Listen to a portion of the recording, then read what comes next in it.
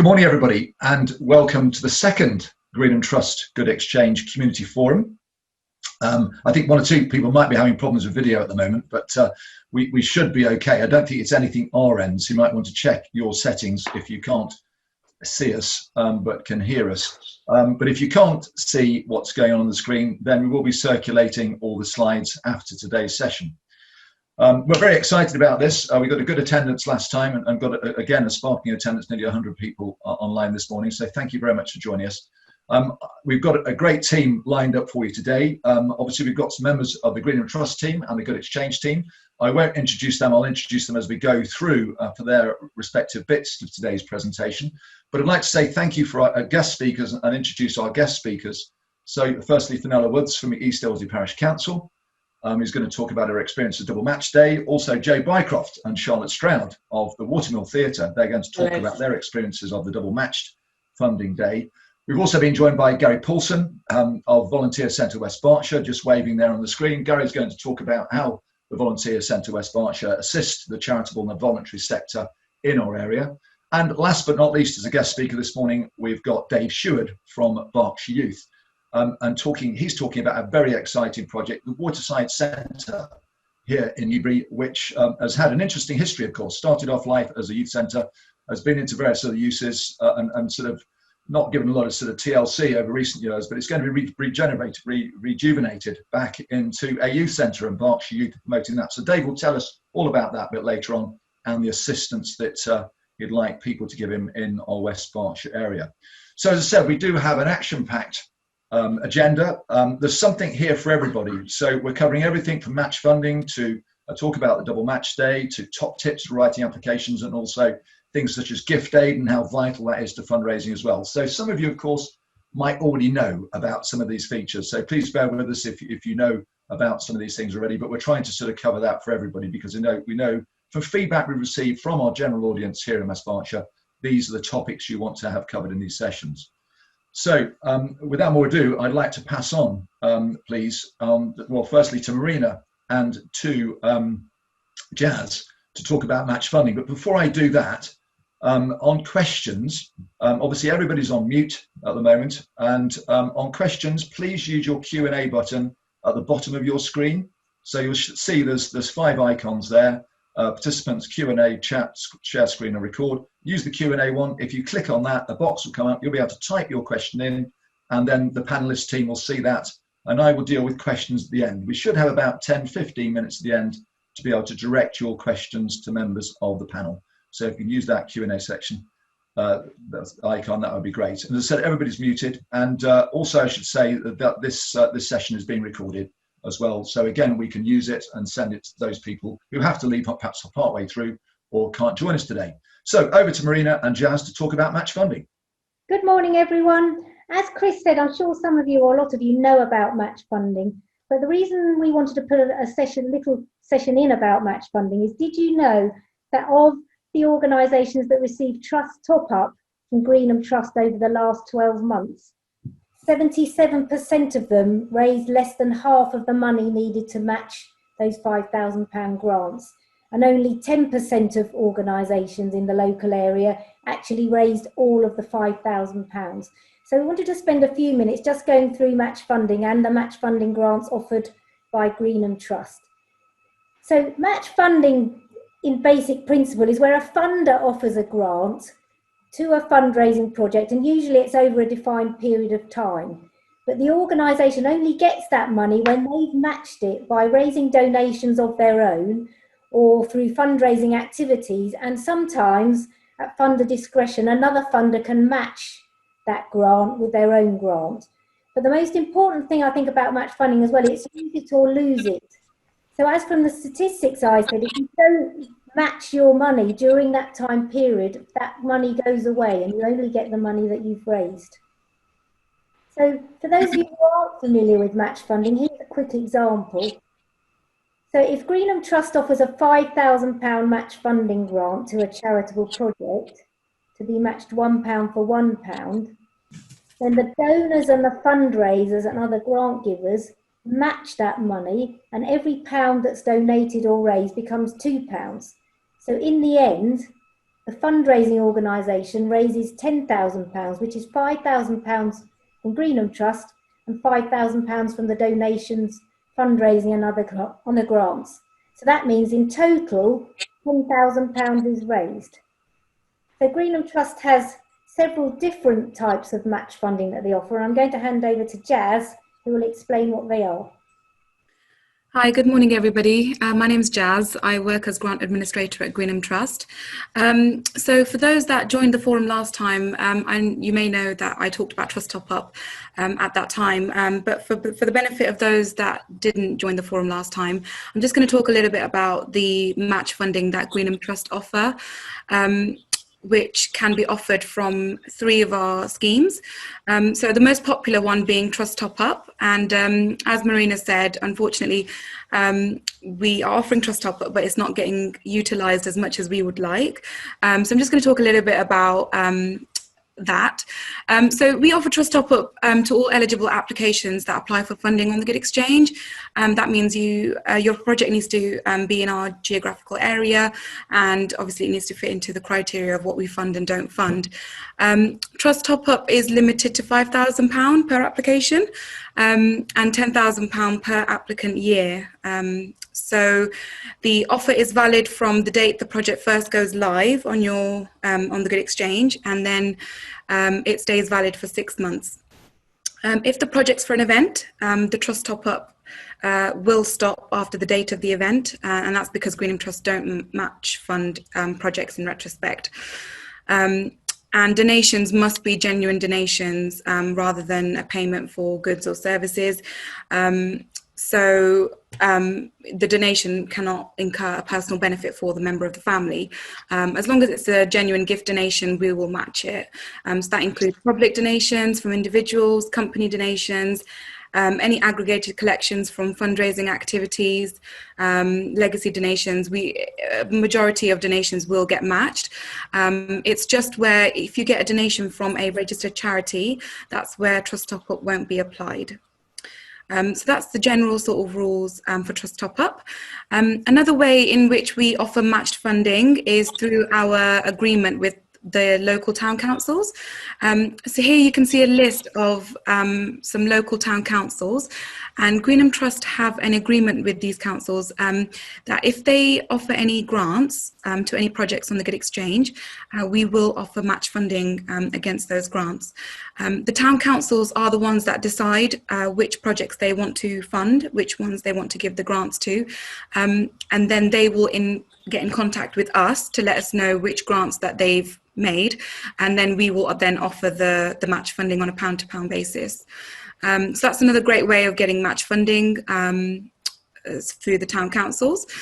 And then finally, the third scheme that we offer match funding through is through our major scheme. So again, applications should be made via the Good Exchange. They are reviewed quarterly, and the major matched funding offer is aimed at projects that are usually capital projects that are seeking over £30,000. Again, it's on a pound-to-pound basis. So any funds that are raised through the Good Exchange, we will then match those donations. And the key difference here is that we will match donations from charitable trusts. So if you do get a donation from a registered charity and you've been offered major matched funding, we will match those donations.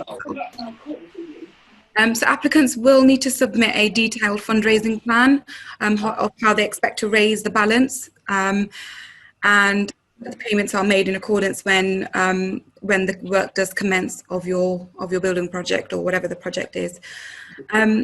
And yeah, those are the three main schemes that we offer match funding through. If you have any questions regarding any of the schemes that we offer funding and match funding through, you can always contact us at Grant Team. I will be available to answer any questions at the end of the session as well. But yeah, we're always here, happy to help with any questions that you may have. Thank you.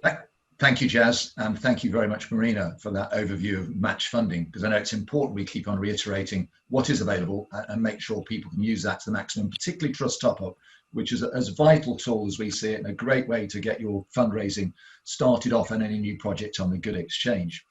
Obviously, it was the first day of autumn yesterday, but taking us back to the summer, and the 24th of July, we had a very, very exciting day that day. It's a Friday, and it was our first ever double matched funding day when we offered basically £10,000, twice the normal amount of match funding through Trust Top Up for a 24-hour period.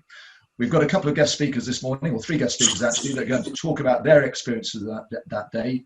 Before we hand over to them, I'd like Louise Brooks from the Trust team to talk about and give you more information about what happened on double match day. Thanks, Chris. Good morning, everyone. I'm Louise, and I'm also a grant administrator for Greenham Trust, and I'm here to talk about double match day. So what was double match day? Greenham Trust offered up to £100,000 in double match funding. It was across 10 charitable projects on the Good Exchange, and donations made via the Good Exchange between 1 minute past midnight and midnight on Friday the 24th of July were double matched. So every £1 donated on each project up to £5,000 was awarded £2 by Greenham Trust. So double match day was a huge success with a large number of donations received. So here are the results. There were 1,432 donations in total made online, of which 1,359 were double match day donations. And we raised nearly 182,000 in double match day donations across all 10 projects. Next slide, thank you. So here's a really great example of fundraising. Jane Tomlinson climbed the stairs 247 times in her home for the Castle School's hydrotherapy pool appeal. She roped in her son to help with social media and videos, and they raised an amazing £5,309 for the appeal via the Stair Climb Challenge.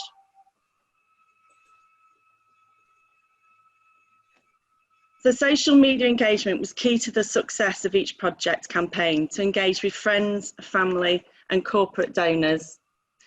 So here are some examples of the successful fundraising activities our finalists from Castle School, Home Start and Dingley's Promise did back in July. So it's over to Chris now to introduce our guest speakers. Thank you, Lou. And I think a key feature, of course, of double match day was that there was double matching available, but actually, and that drove public donations, but actually we found it was the time bounding of it as well. The fact it was only available as a campaign very much focused on a 24-hour period, because people kept on giving, even when the double matching had expired, they still kept on donating to those projects which were still actively pursuing them on social media. So it really was a very, very good way of people raising money. So now I'd like to hand over first, please, one of our guest speakers this morning, Fenella Woods, who's the clerk to the East Ilsley Parish Council, to talk about her experiences on that day. Fenella. Thank you, Chris. Hello, everybody. Thank you for having me on. So, brief introduction. I'm Fenella Woods and the parish clerk to East Ilsley Parish Council. We applied via the Good Exchange to help revamping our playground. We'd had some incidents of vandalism, some very old kit, and it really wasn't a very joyous place to go. So we applied for help to help us fund some new equipment. We were thrilled to be one of the 10 finalists, and we had the opportunity to make £15,000 in one day, as we'd already been awarded the £5,000 trust top-up as well. We decided that we needed a hook on that day. We had to do something really special that would drive donations, produce community engagement. And so put our thinking caps on, and I decided that I would run 24.7 kilometres on a treadmill. I chose 24.7 because I couldn't do that in miles, so it had to be kilometres.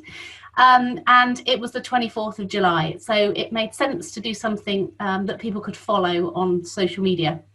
That was our biggest pull. We heavily utilised that. We raised awareness, shared videos, did live streams, made campaign sort of posters and screenshots, and basically spammed everybody's socials as much as we could. And it worked, and we've received £15,488 for our new playground equipment, and we were absolutely thrilled. So this is just a sort of screenshot showing you what we did.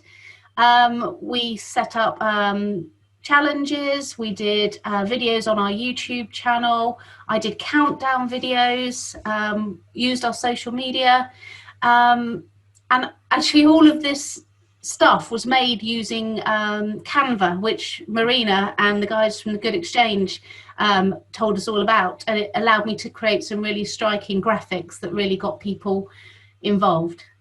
Thank you. Next slide. So what did we learn? The biggest thing was that we had to do something on that very special day. So Challenge the Clerk was born. It was really clear that we needed to create vibrant and eye-catching media messages to gain people's attention, which worked really well. The support that we got from the Good Exchange and the Greenham Trust before, during and after was absolutely amazing. Julian was my mentor, and we had a couple of Zoom chats to talk about how we were going to do this, and he helped me with some ideas. And they helped me build up awareness using hashtags that they'd set up. I got to talk to Chris on the radio on the day of the challenge, which was amazing. And it just really helped people understand how important that day was. My advice to you is use all available tools, resources and people you can get your hands on, and everybody at Greenham Trust and Good Exchange were fantastic about that. The challenge itself wasn't the run, but it was actually the setting up of the campaign and the intensity. We did a daily video countdown, which I'll show you shortly as an example. So for me, actually, that was really challenging. And just the big thing and the big pull for us was creating a hook, you know, human interest, make people empathise and understand. And we did that by filming some children from the village that were telling us what they wanted to do at the playground. And that really helped people say, right, I really want to give to this project. And I think coming up now would be video for us. Thank you. So it should play automatically. While I connect to YouTube. So hopefully you can hear the sound, because you'll need to hear the children.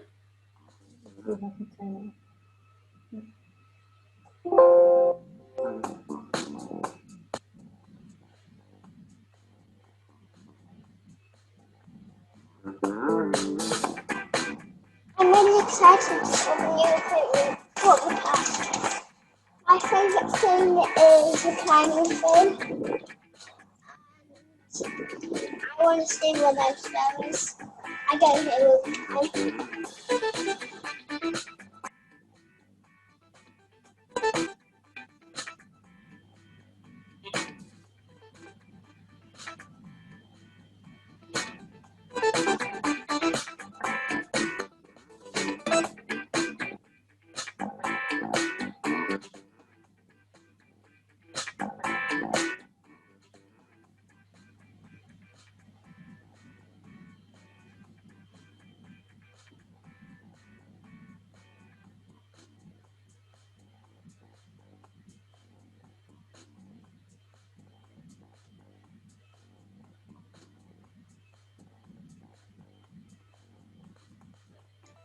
I think we've probably got some connection issues there, haven't we, with the video, sadly. Yeah. So thank you, Fenella, for sharing that with us, your experience today, and thank you for the kind words about our team as well. Is there anything else you'd like to say about it, or is that it from you? It was just we couldn't have achieved it without the Good Exchange or the Greenham Trust. We encourage everybody just to listen to everything you say and embrace it, because it was an amazing day. And we're currently just looking at what equipment we can purchase with that money, and we look forward to being able to update you and give you our evaluation on everything once that project's finally complete. But just a massive thank you from us. Great, and well done. I mean, obviously you had to run a half marathon that day as well, didn't you? So it was no mean feat with everything else you had to do as well. So brilliant. Thank you for sharing that with us this morning. So I'd like to hand over now to our next two guest speakers from the Watermill Theatre. They also had a very successful day that day, so they're going to tell us all about this. So over to Jo Bycroft and Charlotte Stroud. Hi everybody, my name's Jo Bycroft. I'm the Development Director at the Watermill Theatre. taking part in Double Match Day for us was a brilliant opportunity. Our supporters and audience members really embraced the urgency of the day, and it worked incredibly well for us. I think we had over 800 people make a donation to our Act Now to Help Us Act Tomorrow appeal, which was just amazing, and we just couldn't quite believe the response. I think the incentive of match funding was irresistible, and we raised around, I think it was just over £44,000, including match funding and gift aid.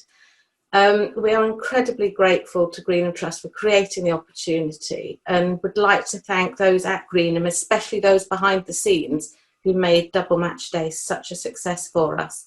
Our Act Now to Help Us Act Tomorrow appeal was actually launched as soon as we closed in April, well, middle of March, so it dovetailed really nicely into our continued messaging. And obviously our arts industry has really been affected by closure.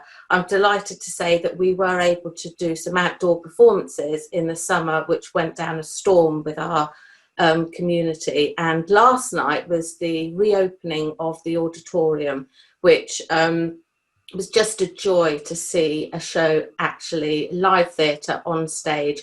It's quite strange for us because obviously we've got to put social distancing in place, and our capacity has gone from 200 right down to 74 seats available.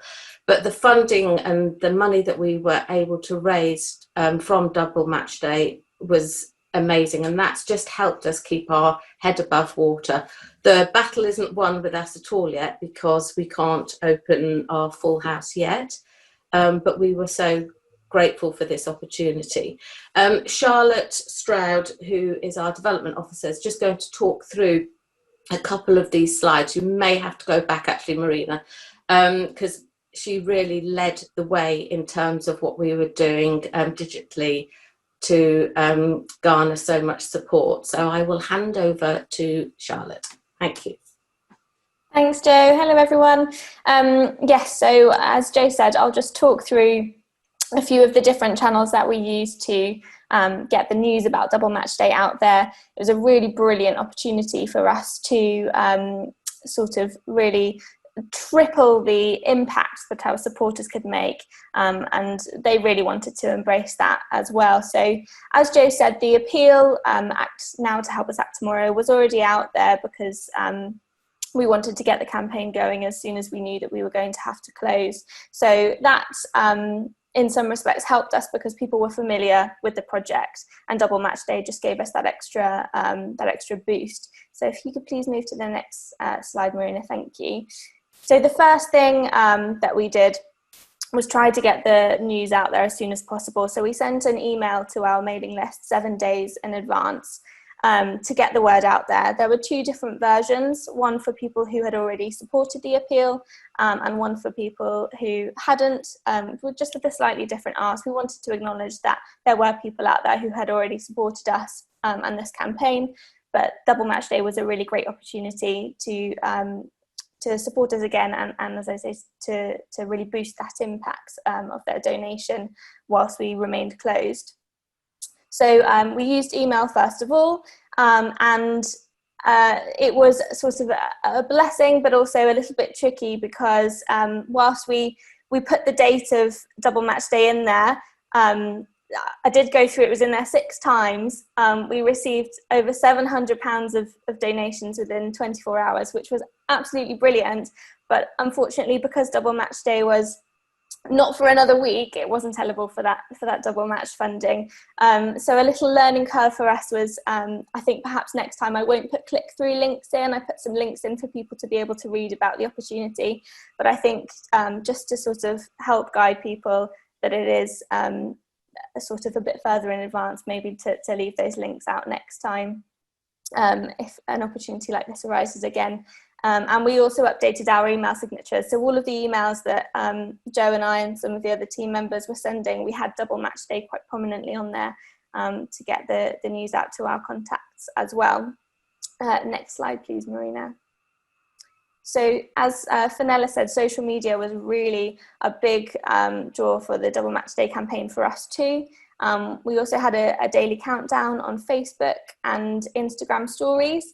One of the sort of learning curves that I had with that is, because those posts are up for 24 hours, it's best to schedule them in advance, because if you're posting it sort of midway through the morning on 4 days to go, and then the next day you do the same thing, you'll have a backlog of the countdown. So best to do it at sort of midnight the day before, so that 24 hours is accurate for those daily countdown posts. And again, we used Canva as our tool for all of the creative posts that we did, and used production photos of the theatre in action and how we want to see it again, with some great shows on stage. So we did a Monday to Friday social media countdown, and also retweeted some posts that Greenham Trust shared, and used the hashtag and made sure to tag the Good Exchange and Greenham Trust as well, to raise awareness of the whole day and the other brilliant charities involved in Double Match Day as well. Next slide, please. So as well as digital, we did a little bit of print and digital marketing that was not on social media. So at the moment with COVID-19, and we had opened our Riverside Cafe at the Watermill, we had to use disposable menus. So we attached a paper flyer to those disposable menus for people to be able to read while they were sitting having a look through the menu in the cafe, and also then used a digital version of that flyer to send out to specific contacts. So that went to our corporate club members and our sponsors, volunteers at the Watermill, friends and family, just to say, please have a look at this, and send it out to people who you think would be interested in supporting us, to let them know about this brilliant opportunity to raise funds for our appeal.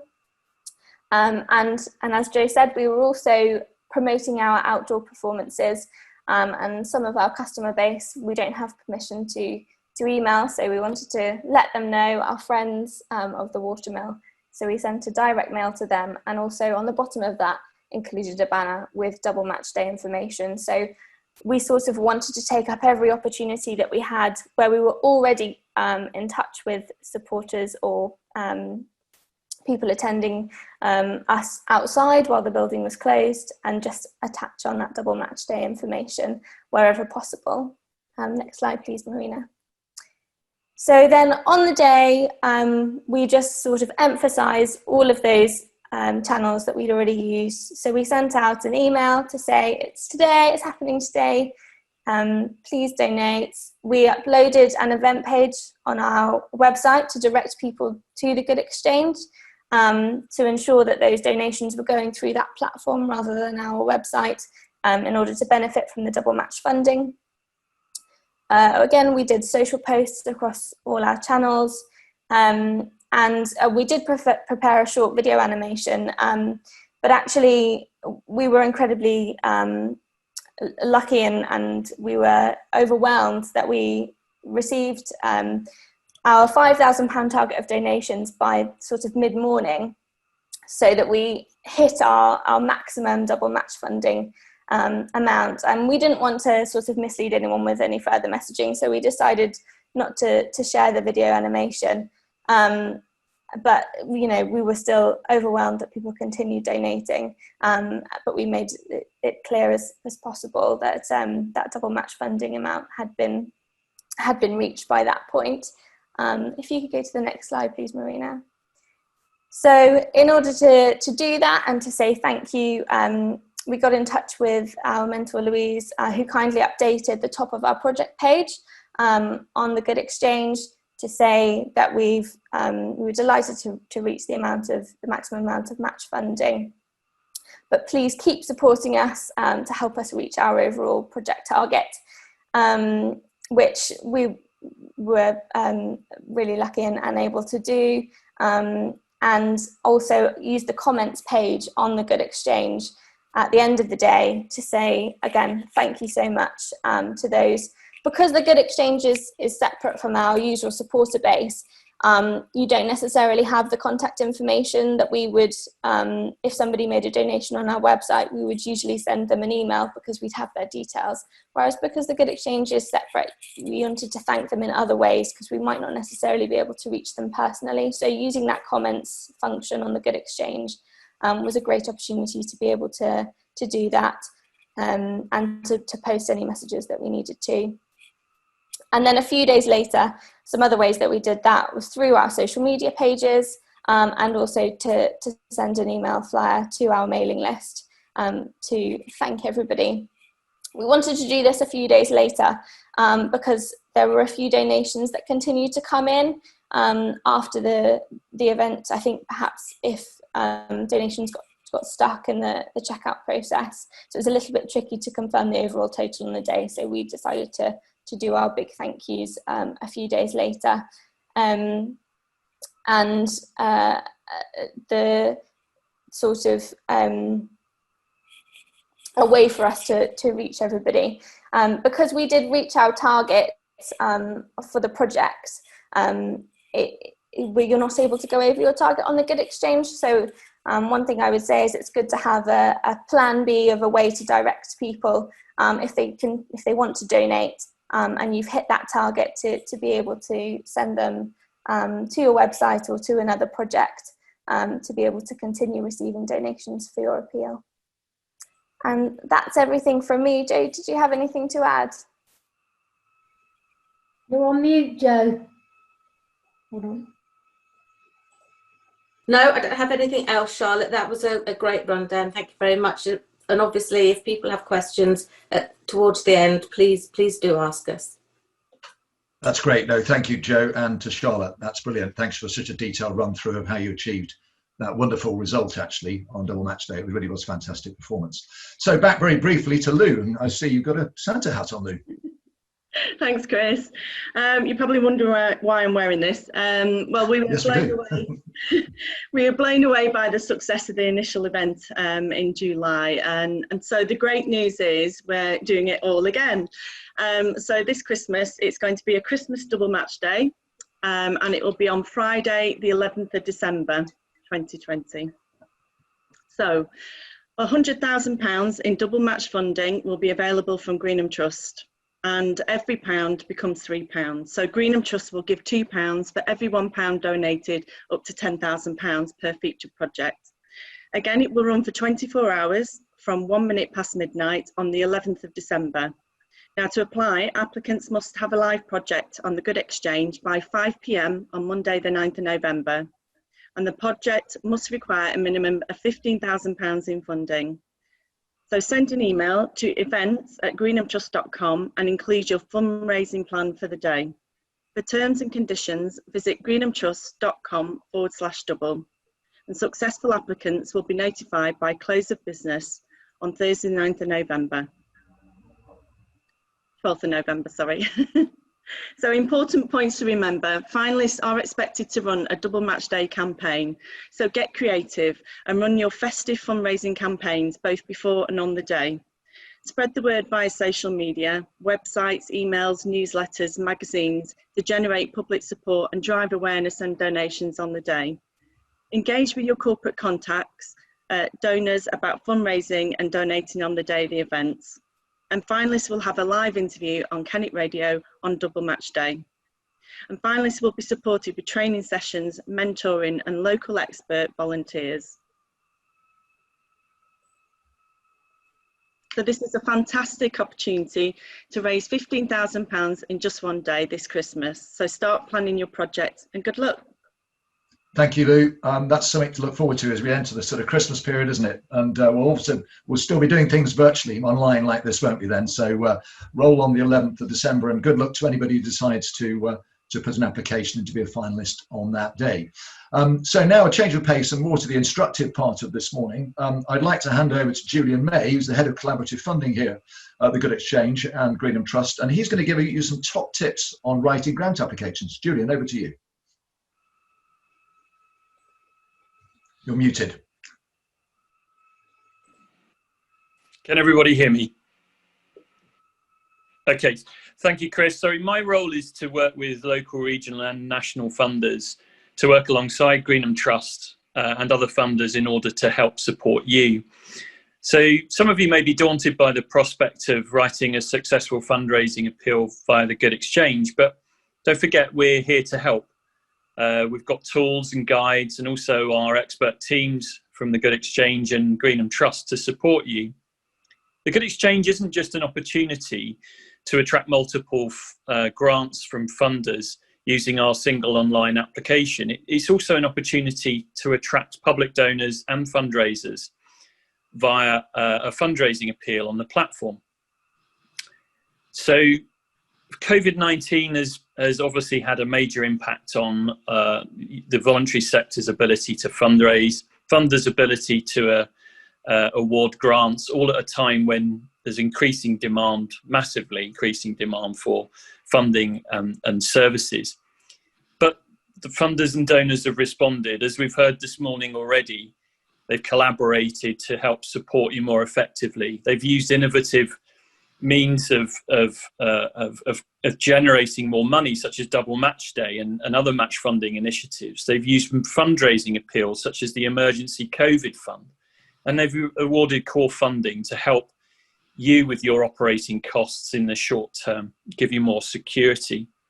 What I would advise you to do is use evidence-based and demand-led applications. Now, the first thing you need to do when you're writing a fundraising bid is to do your research. So research the funders that you want to attract funding from. And the easiest way to do that is just to click on the magnifying glass at the top right-hand corner of the Good Exchange homepage. That'll give you details about the funders that are registered with the platform, their live funding schemes, and any terms and conditions which detail their eligibility criteria. The next part is really the most important part. So funding can be won or lost in how you present yourselves in your project descriptions. Be clear and concise, be evidence-based, and make sure it's demand-led. Explain how you're different or unique to other people in your space. And don't forget to include and share your success stories. My advice would be to keep it simple, avoid jargon or any lengthy academic research, and also to keep it short and to hold your audience attention and keep it memorable. Include things like anecdotal or informal case studies, which can be anonymized, and that will help with what your other guest speakers have spoken about today with things like emotional engagement. You know, funders and donors feel as well as think. We're all human and we all want to help support your community. So tell your stories via your beneficiaries rather than focusing on just about your organisation. That will help with emotional engagement and it will keep it compelling. I would suggest 4 tips here. So concentrate on who is it about, so we care. What problem did they face? What action did you do to help solve that problem? And what was the result of that action? And what was the impact on their lives? And you can reinforce this with photographs and videos to make your audience care, and it enables us to share your story more effectively. COVID has meant the demand for funder pounds and donor pounds has been huge, and they all want more impact for their money. So make sure that you explain exactly how you're going to impact your community with their funding, and make sure you can measure the impact as well. So I would advise including both quantitative in terms of numbers and statistics, as well as qualitative in terms of capturing the essence of how you helped your communities that you serve. Reserves. Now, don't just rely on your accounts for funders to understand your reserve situation. If you've got restricted or ring-fence reserves, make sure you explain them carefully. It could be the difference of receiving funding or not receiving funding. And don't forget to explain your free reserves too, especially any impact that COVID-19 has had on them.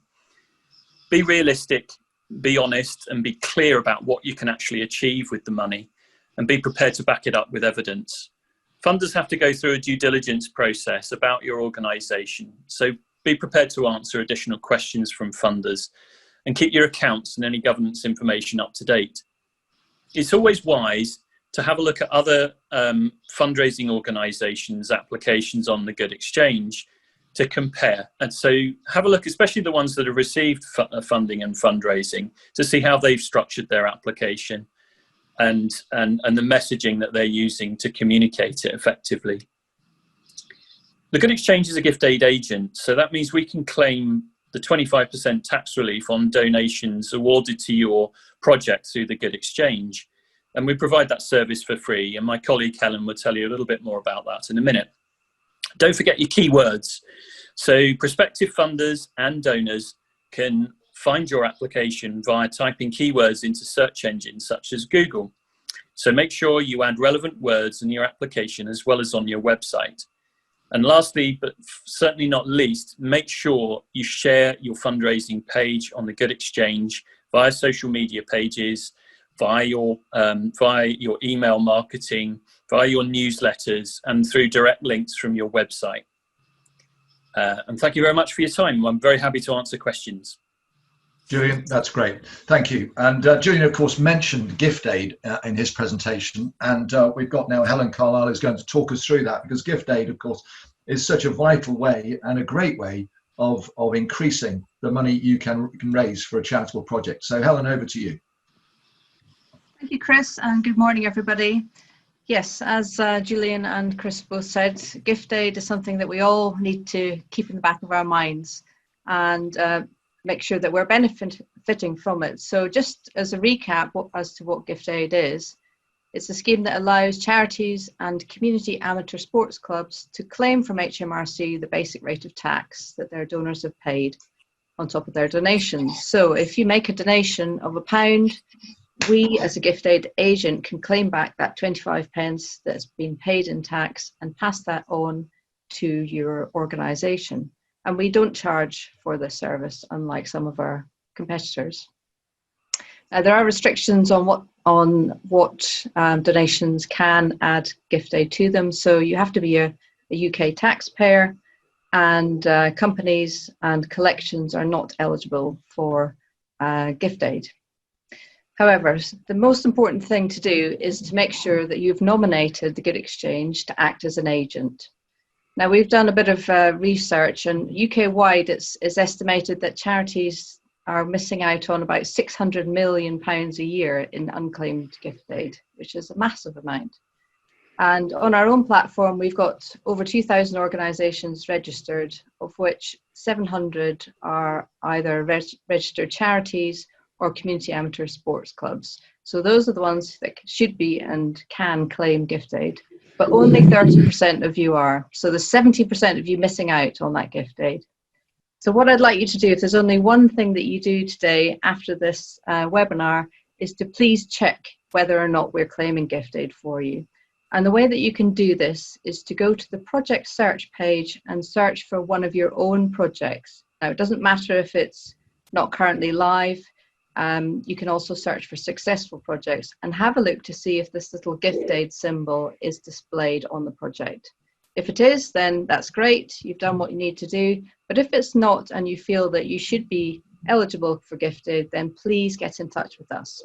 And you can do that by emailing us on support@thegoodexchange.com, and we will give you guidance on how to register.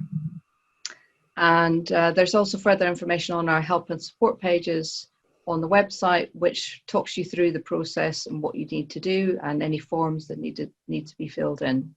And if you know you're getting gift aid, but you're not quite sure exactly what you've got or who's been adding gift aid, then all of that information is available within the Applicant Activity Report, which can be run from your own dashboard. And again, if you're not sure how to use that, then there's guidance that you can get on that in our help and support pages. So just to recap, please check whether or not you get a gift aid, and if not, please get in touch so that we can help you to do that. I'm happy to take any questions at the end on that. Thanks. Thank you, Helen. As you say, so it's few people, nearly 70% of people are not claiming gift aid, so that's a massive missed opportunity. So thank you for running us through that, and do contact Helen at the support email that she gave earlier if you need some help with gift aid. Now I'd like to pass on to Misha Wallace, who's going to talk to us about fundraising activities. Obviously, fundraising activities is a key part of any money raised for a project, and there's many different ways of doing it. So Misha, over to you. Hi everyone, good to have you with us today.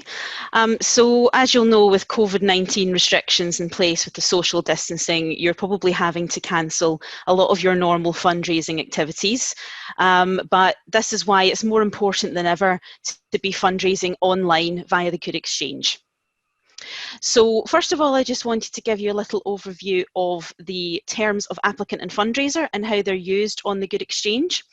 Applicants are the organisations who register and add a project to raise funds, so that's all of you who are with us today.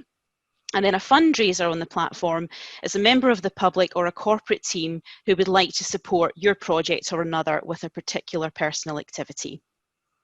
Now, as an applicant, you may be approached by one of your supporters or more who would like to become a fundraiser to support your cause, your project, or you yourself may like to become a fundraiser and undertake your own personal activity.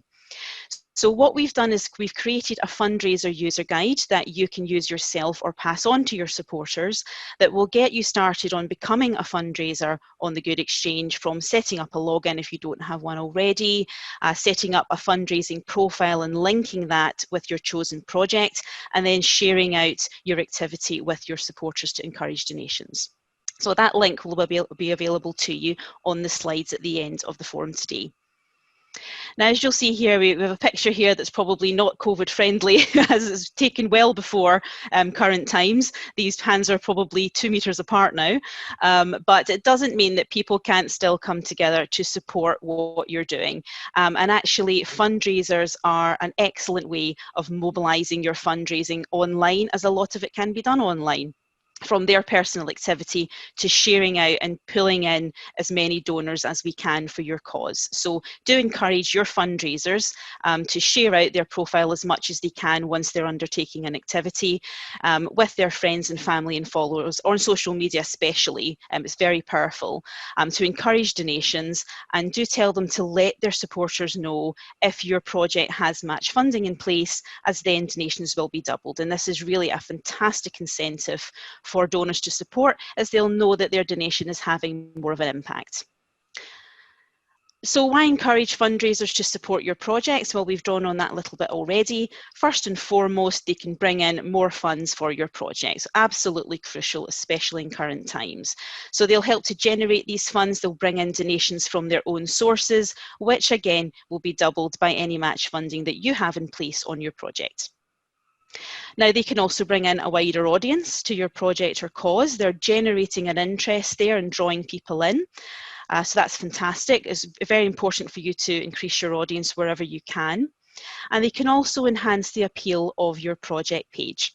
So when a fundraiser sets up a profile and links that to your project, they'll display on your project page. So for anyone else visiting the page, this can be quite appealing, and it can encourage maybe other people to become a fundraiser too, to support you, or more importantly, to donate to your project as well. So I've given a couple of examples below that you can click on, some of whom may be with us today. We've got two fantastic fundraisers who are currently undertaking an activity or have in the past. We've got John Hibbert, who's a personal fundraiser, currently fundraising for St Mary's Church, East Ilsley, and also a corporate team, Imogen Dental Practice, who undertook a fantastic activity previously for the Art Cancer Centre charity. So something to have a look at later, and just click on the link. So you can also add fundraising events onto your project page as an applicant organisation. Now, previously, your fundraising events would, of course, been things like a Christmas fair, a fun run, something getting people together. But obviously, times are harder at the moment, so your fundraising events will probably become more virtual. So that may be things like a virtual online quiz, an online coffee morning. You may want to create or cook something and make a little video and put that out to encourage donations to come in. So important to get those going as much as you possibly can. And for full step-by-step instructions on adding an event onto your page and just increasing the appeal of your project page generally, we've added a little video here that you can follow in your own time to help you with that. Now, we're very often asked how to add event proceeds onto your live project as an applicant, so I just wanted to quickly run through that for you as well today. So if you run a fundraising event, you want to add the proceeds onto your current project, and you can do this in one of two ways. So the first way is to add the proceeds as a donation onto your project, the same as anyone else would by logging in and clicking Donate Now on the project page. And this option will take advantage of any match funding that you have available, as long as the donation coming through is eligible under the funder's terms. And the donation will be subject to the platform service fee as with other donations coming through to your project as well. Now, we've added a couple of links here on how to make a donation. The first one is how to make an online donation, which is the preferred and the quickest method to do that. And the second is how to make a BACS or cheque donation if you're unable to do it online. So we've got two little guides there for you. Now, the second option to add your funds onto your project is to add them as funds raised externally from the Good Exchange. Now, this option is a little bit different. It won't take advantage of any match funding on the project, but the amount that you add will be accounted for within your fundraising target, and there's no platform service fee applicable as they've been raised outside of the Good Exchange. And you can read a little bit more about how to add externally raised funds on another link that we've added there. And these slides will all be available at the end, so all these links that I'm showing you, you will be able to access. And if you have any questions as normal, obviously let me know at the end of the forum today, or you can email me on support@thegoodexchange.com anytime. Thanks. Thank you, Misha, for that excellent overview of how to use the platform for fundraising. Really, really good. And I'm sure people have found that very, very beneficial. So now I'd like to hand over to Garry Poulson, who's of course Director of the West Berkshire Volunteer Centre. Gary's going to talk to us today about how they, as an organisation, support the voluntary and charitable sector here in West Berkshire, of course. So Garry, over to you. Well, good morning everyone, and thanks very much to the Greenham Trust, to Chris and the team for asking us to participate. What a superb session actually so far, and incredibly practical advice and guidance, and some great tips I've heard, and that's really good. I must say I'm inspired by the lady who ran up and down her stairs for Castle School, which is brilliant. I thought I could do that, and I realised I live in a bungalow, so that might be a bit of a problem. But no, really inspiring stories. So I've got just 3 minutes just to go through some very quick slides, really. So for those of you that haven't worked with Volunteer Centre, you may have heard of us, but quite a lot of our services that we operate under different names. For example, we operate the Newbury and Thatcham Handy Bus, so you might recognise that, but not the Volunteer Centre. We operate Newbury Shop Mobility, but again, that operates as Shop Mobility. We operate a befriending service and so forth, and they have kind of discrete names.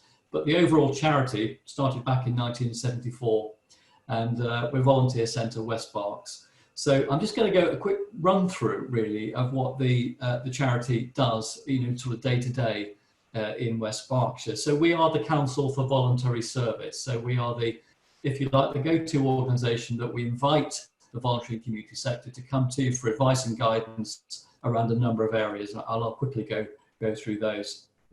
So, for example, you might be thinking about establishing a charity or a voluntary group. You might be a voluntary group already and thinking about setting up as a charity, and you might wonder what kind of governance structure you're thinking about. You've probably heard of things like CIOs and CICs and just registered charities, or a constitution with a committee and so forth. And what we can do is help you, sort of guide you through the most appropriate governance structure for your organisation. Indeed, sometimes it's, we talk to organisations that come in and say we want to become a registered charity, and then actually after about an hour chatting with them, they realise they probably don't need to do that because of their very particular area of work that they want to be involved with. And sometimes you can be over-govern yourself and limit yourself in other ways. So we're there to do that for you. Representational work. So one of the roles of the Council for Voluntary Service is to represent the generality of the voluntary sector within the sort of statutory bodies. So I find myself attending far too many meetings, unfortunately, with local authorities and the NHS meetings and so forth. They are important meetings, but sometimes we have to wade through a lot of stuff before we cut to the action. And sometimes voluntary sector roles get mentioned, and it's there for us to talk about how the voluntary sector may react, and then bring the right people to the table. So the next slide, advice on volunteer recruitment. Now, this is something that we've been doing right since 1974 when we set up the job shop for volunteers. We now have a sophisticated volunteering database of around about 400 different roles on our system at any one time, about opportunities right across the district. So some of you listening today or watching today may well have benefited from that service. We may have recruited for your organisation. Some of you may not have heard of this service. If you haven't, you can email us, or actually you can email my colleague Chris. His email's on the bottom, vbase@vcwb.org.uk, and Chris can send you registration forms, and we will help you to describe your roles that within your organisation in the best possible way, and then promote them very widely, so the public come to us thinking about how they want to spend their volunteering time, expressing their skills, interests, their passions, and where they live, how much time they've got. And our system will then cleverly match them up with the most appropriate role for them within the community. And the feedback that we get from organisations is that generally when we refer someone to them, it's someone that stays, because we've filtered out all the sorts of things that they might not want to do and that they do want to do. So it's well worth registering your opportunities with us. And there's no charge for this. Actually, the more attractive the opportunity, the more likely we are to fill those roles. So there is a good example actually just on the previous slide where we were approached by Julian for the matched funding day to find some particular volunteers with very particular skills to be able to help the finalists. And so Julian said, Gary, we need some expertise in the community around social media and so forth. And so we have a database of flexiteers. These are people with very particular skills who are happy to share them in the community for a very short burst of time. Sometimes just for one meeting or two meetings, or they'll come onto a committee for a month or two and just guide you through some particular areas of expertise that you may require at any one time. So when Julian asked us, we very quickly found two people, I think, actually, Julian, and we referred those to Julian, and then you were using them within the match funding process, so that expertise was released into the community. We've got, say, a number of these people. Another example, we've got a lady actually who likes to do archery, and she teaches archery. So that's a skill that we put out there, believe it or not. So an organisation like the Guides or Scouts might want an archery expert, and again we match the two organisations up. Thank you. So our other role, of course, is advice on bid writing. And we also create sessions with major funders and facilitators of money. So, for example, my colleague Sarah, who's on this call, I think downstairs, Sarah will actually arrange for organisations like the Community Fund, the Lottery, or Lloyd's Foundation, or indeed the Greenham Trust. And actually, we sometimes form an orderly queue, so to speak, and that's been done over Zoom. So we'll match your organisation with an expert from within, say, the Community Fund, and they'll then talk to you about the funds that are available, and you can then indicate to them the sorts of things that you want to get funded, and they can then take that information away and give you some indication as to whether or not they're likely to fund you. So that's something we do, because there are, as has been alluded to by Julian, there are literally thousands of charitable trusts, some local, but of course many regional and national, and so we get those funding streams that we can then share with the voluntary and community sector. So the next slide is the Training Alliance. We've recently formed a Training Alliance with the rural charity CCB, and within our bulletin every week that my colleague Laura publishes, there is a whole section in the bulletin that's given over to training opportunities. And what you can do is identify training opportunities that you're attracted to, click on the link and book yourself in. So again, that's one of our services that we actually provide. I've just touched on the voluntary sector bulletin. This is something, it's a very important part of what we do, because just about every Thursday, same day as the Newbury Weekly News, I only say that because I think Jeremy Willis is on this call today, but we publish the voluntary sector bulletin around about midday on a Thursday, and it's absolutely ram-packed full of information and stuff that's going on, news and views, funding streams as well that come from national organisations, training opportunities, and just generally stuff that's going on. Just to give you another example, because I think that David Seward is following me after this, and he's recently appointed a marketing manager to help them with the Waterside Centre. And so we profiled Julia and talked about her role, and actually was then able to identify the exciting things that are happening at Waterside. So we featured her loud and proud within our bulletin last week. So this is an invitation to you as organisations. If you've got some interesting news or a new service that your organisation has just started, or something that you're just about to refresh, then, or in fact, you may well be seeking a view as to whether or not what you want to do has some validity in the community, ask us. We'll put something in the bulletin for you, and you can use that as a platform to find out whether or not your particular service could be of value, not only to the public, but actually to other organisations out there who have got clients or people that they serve that may be able to use your particular service. So how do you get the bulletin? Well, all you need to do is email my colleague Laura. So her email address is there at the bottom. So it's laura@vcwb.org.uk. Just email Laura and say, Laura, can I go onto your bulletin? She'll add you to the bulletin list, and then you'll get it every Thursday. And sometimes you can read it and sometimes you won't, but that's fine. And of course you could unsubscribe at any time if you wanted to cease receiving it. So, but I do assure you it's well worth a read, and some people I know with the feedback we get really do value it because they find really useful snippets of information, and it's a good way to know what else is going on in our community. So thank you very much. Gary, thanks for joining us this morning and giving us that overview of what you do for the voluntary sector here in West Berkshire, and some great examples as well. Actually, it really brought it to life, actually, for me, what you do. And I think also for reminding us of your bulletin and what a useful tool that is, whether it's something you receive, and obviously you've heard from Gary how you can receive a copy of that, but also if you want to use it to broadcast news about your individual organisation as well through that as a channel. So thank you, Gary. I talked about in the introduction about Waterside Centre, a very exciting new project here in Newbury. So I'd like to hand over to Dave Seward, who's the CEO, of course, of Berkshire Youth, to talk us through that and how you might be able to help him. Dave. Thank you so much, Chris. Dave Seward from Berkshire Youth. 2 minutes I've been told to have. It's been 80 years in the making and 10 years in negotiation to get to where we are today. So I will try and be concise. The Waterside Centre was built very specifically to support young people who couldn't access more formalised organisations and formalised sport. That was 60 years ago. And that was the last real big investment by government in youth services, really. And that was during the Albemarle report. But we still have somewhere in the region of 28,000 young people live in West Berkshire, and out of that 28,000, 15% are still deemed to be living in poverty.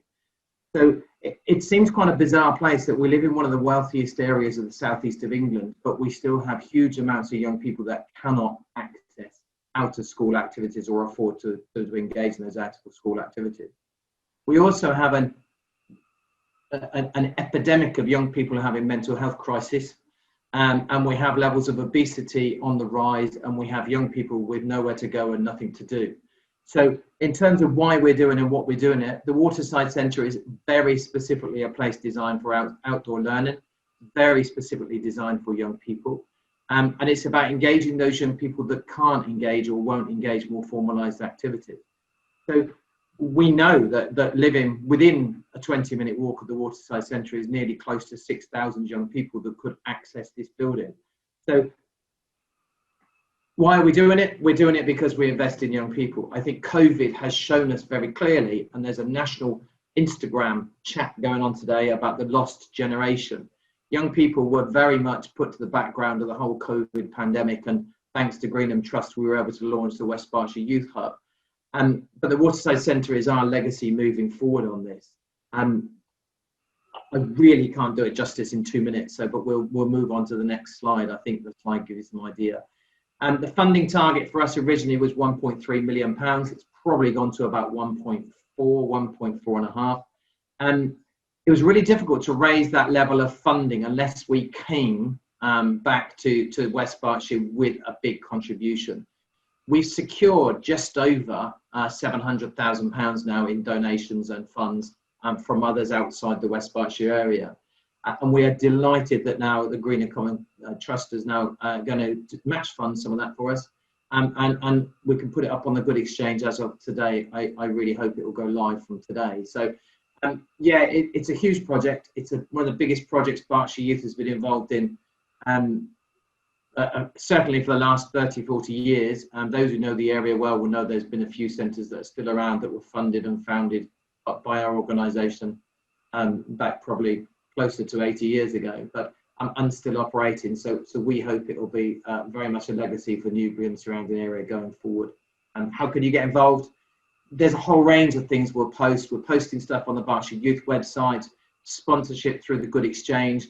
We're still looking to raise £700,000 to secure the project. We start building on Monday, and to secure that build, we've had to secure a sort of loan. And so we're looking to ensure that loan gets paid before the end of the building. And so we've tried to try everything to make sure we can get this available for young people. And I think it will probably be available by the time we come out of lockdown.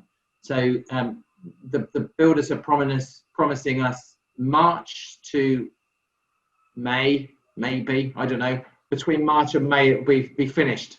And hopefully it'll be a great celebration of how we can get the back into things. But Good Exchange, thanks to Greenham Common Trust, Greenham Trust, they have been fantastic with this and fantastic with young people and the youth hub coming into this. So yeah, please get behind it and support the project. There's loads of ways we can, from donating 100,000 to supporting young people long term. So we mustn't forget about young people who are living in poverty and young people who are living with mental health.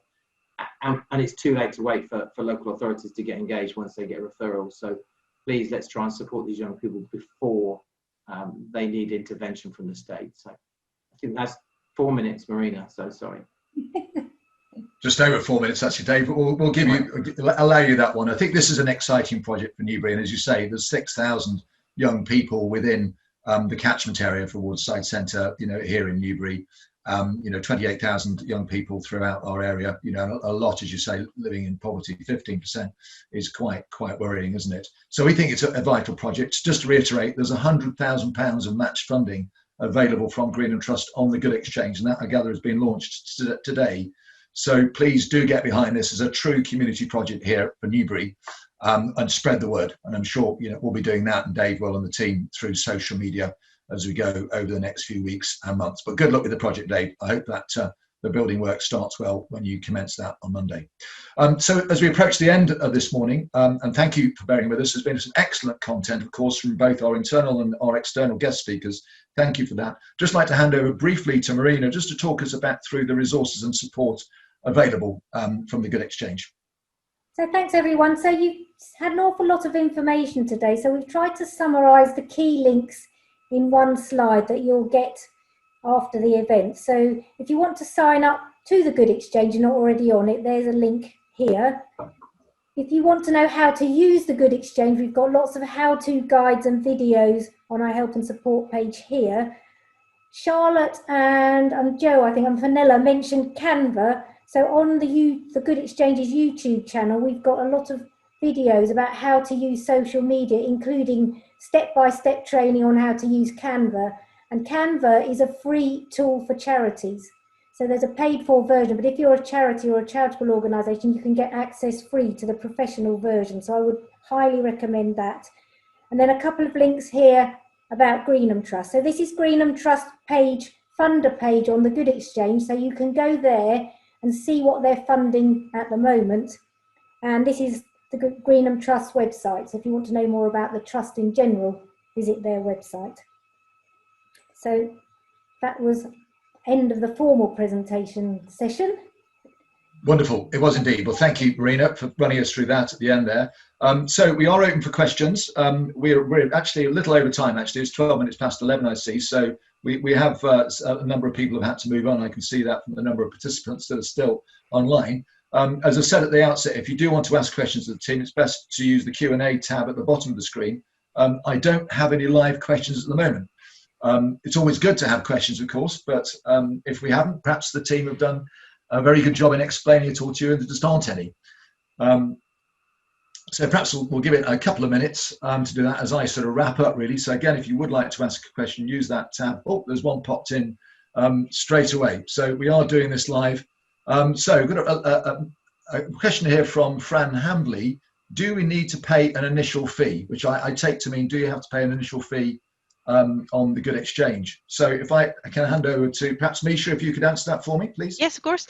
Yeah, well, there's no subscription or registration fee on the Good Exchange. We have a 5% plus VAT fee. It's called our platform service fee, and that's only on any funds that you raise through the Good Exchange, and not on gift aid and not on any funds raised externally. So when your project starts to receive funds, we send out any funding that it receives to you on a monthly basis, so you're not having to wait till the end of the project. And separately, we ask you to set up a direct debit mandate to collect any fees that are due on a monthly basis after that. Now, there's also the option on the platform for donors and funders to contribute to your fee. So you might find that your fee amount reduces on a monthly basis, and in some cases it becomes zero because of that support. So there's a few options there. And we have a fees and charges page on our website that you can refer to for more information on that. Great, thank you, Misha. The next question I've got is actually from Ian Bowes. So his question is, how do we cover the cost of the Good Exchange platform fee? Will Greenham add the fee to the amount? So Ian, that can be quite a technical question to answer actually, but in essence, you know, what you are looking to raise on the Good Exchange, that's what you're paid when it comes from the Good Exchange. Then you will receive sometime later, in effect, an invoice for the 5% plus VAT fee. So it isn't added to the amount. So when you're looking at raising money, you need to budget for that platform fee. The reason why I say it's a little complicated is that, of course, some donors can actually elect to pay the fee for you. But I think the best way to deal with that, if you get in touch with Misha, here, she can explain the details of that for you relative to your particular project. So I've got a few more questions coming in. Excellent, Di Hughes. Thank you, Di. Excellent session. Thank you so much, everyone.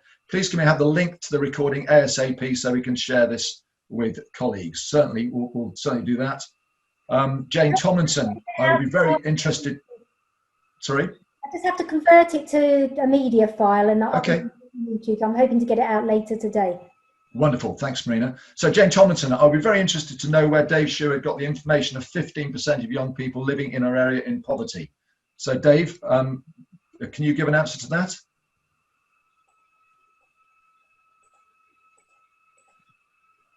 You're on mute, Dave. He's on mute. You need to unmute yourself. Yeah, it was from the Child Action Poverty Group. Okay, thank you. So thanks for answering that so quickly.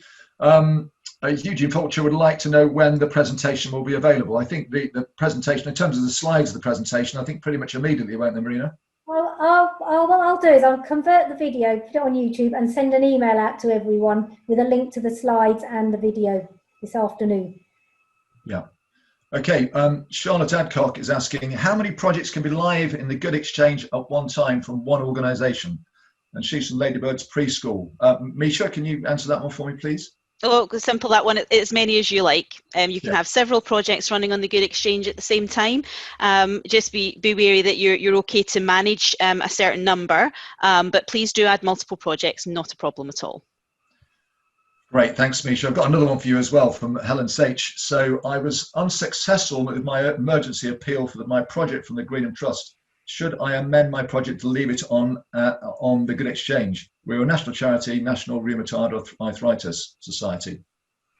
Right. I think it depends if your project is a national project or it has some local focus as well. You can use the Good Exchange in two ways. It's important to remember that you can have funders coming in to support from the local area, but you can also use it for crowdfunding. So you can adapt your current project if you'd like to. Just drop me an email about that and we can have a chat about the best way to proceed. Or it may be better to close that one and start a new one. So if you send me an email to support@thegoodexchange.com, just let me know your project number and I'll give you some advice on that. That's great, thank you. I've got another one for you as well from Ed Uden. Does the 5% platform fee include any matched funding from the Greenham Trust? And Ed's from Newbury Cricket Club. Yes, the 5% fee is on any donations, match funding and grants coming through the Good Exchange, but not on anything that's outside of the Good Exchange and not on gift aid. Great, thank you for answering that. We've got a few more questions coming in here.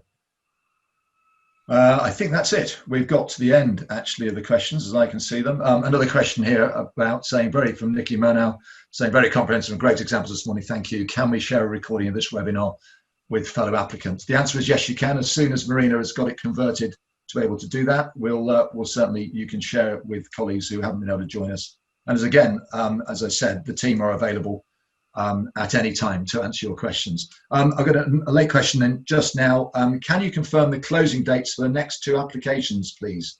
Mike, I don't know if you mean double match day for that, in which case, Lou, perhaps if you could just reiterate what the double match day closing dates are. You're on mute, Lou.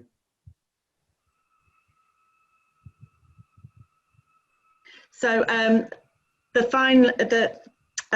actually make an application, you need to have your live project on the Good Exchange by 5 p.m. on the 9th of November.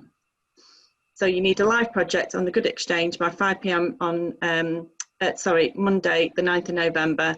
The project must require a minimum of £15,000 in funding, and you can send an email to us at events@greenhamtrust.com and include your fundraising plan. We'll notify you on the 12th of November if you've been successful.